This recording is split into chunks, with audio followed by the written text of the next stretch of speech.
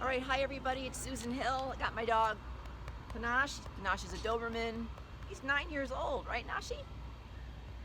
10? He's gonna be 10 in December. Okay, he's 9 right now. Anyway, he's got the cropped ears. So cropping is when the people that do it, the croppers, they cut off about 2/3 of the ear. And it's very painful. In fact, it's excruciating, and I liken it to having your genitals cut off. So you can imagine how painful that is. And in fact, there is a cellular memory on the body that does remember. It hurts him still to this day to have his ears touched. So I have to be really careful. He does not like to have his ears clean or his mouth. And I think there's a few reasons for it, but I'm sure the ear cropping has something to do with it because he doesn't like going to the veterinarian. Now, I've never had a dog like that. All my dogs like to go, always had good relationships with the vets, never had a problem getting a checkup or an injection or whatever they needed.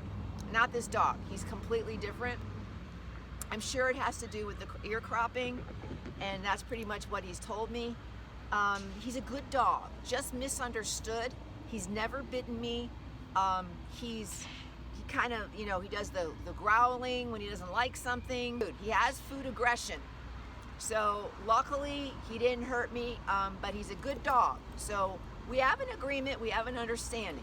Now you might say, why would you want to have a dog like this? Well, I don't know. I guess it's because I find it a challenge and I feel like I need to help dogs that nobody else wants. He was going to be euthanized, and probably he was actually rescued by Doberman Rescue in LA.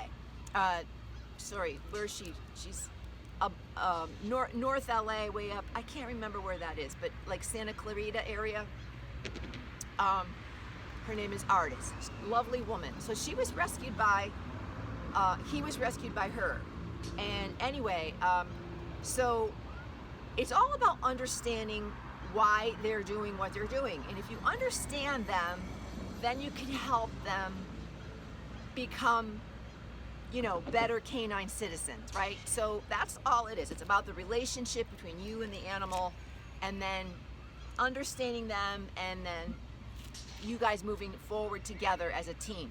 So I look at it as a challenge. I also look at it as kind of a good deed that I'm doing.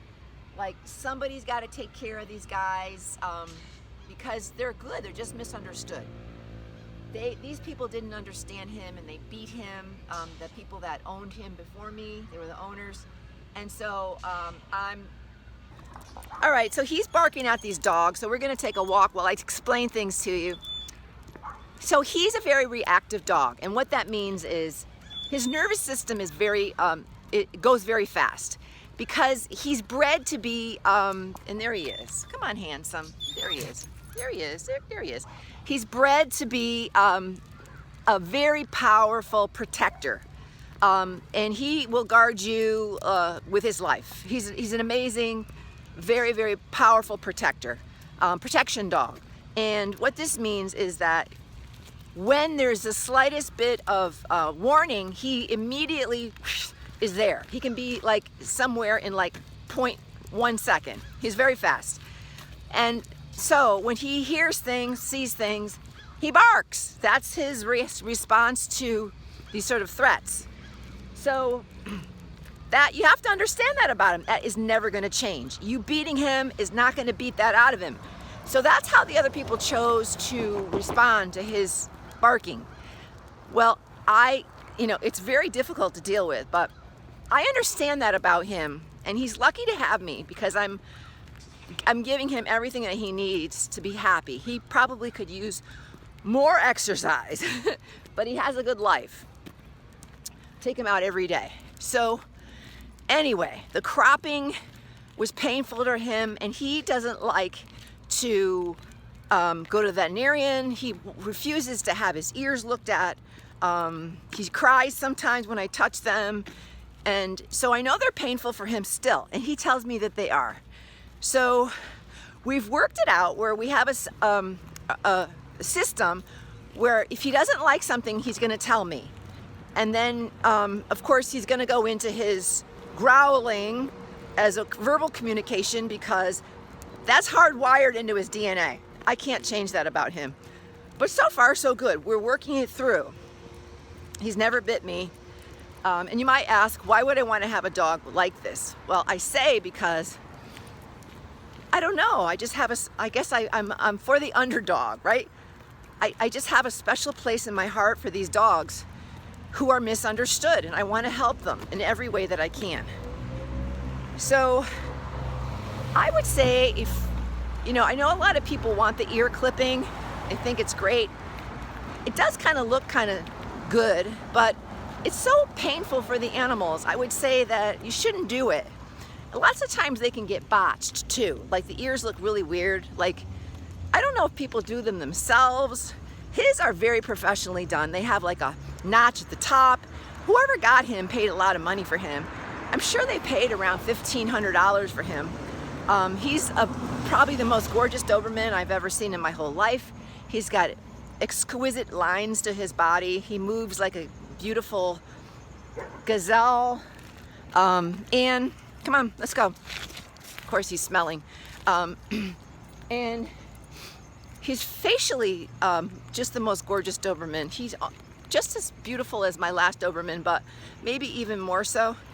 So whoever had him paid a lot of money. They paid a lot of money for his tail dock, his ear crop, but they didn't spend any time or any money. They didn't even buy a book about what to do with dogs. They have no clue, nothing. So there you have it. They were just ready to destroy him and his life without first understanding what they were getting into. So I would not recommend getting the cropping done because it causes problems. So if you read further in the post, you're going to read all the suggestions that I have and tips, but I can't include it all here in this video because I'm walking Panache and he's trying to go that way. He smells things, he sees things. There's a lot of commotion going on right now, and it's kind of difficult. Anyways, thanks for watching. If you have a problem with your dog, you'd like to have a conversation about it, I'm willing to talk to you for a little 15-20 minutes, see if I can help you. I can help people who just simply on the phone or over the internet. You don't have to be in person. I don't work with super aggressive dogs because it's not my specialty. But if you have some simple issues with aggression, maybe you just don't know, and I could help you anyway to understand, you know, the complexity of the issue and the severity of the issue. Because sometimes people think their dogs are aggressive when they're not really that aggressive. All right, well, if you're interested, you can hit the chat button on the right side of the page on the bottom and shoot me a message, and I'll get back to you just about as fast as you can teach your dog Pig Latin. Thanks for watching. See you next time. Peace.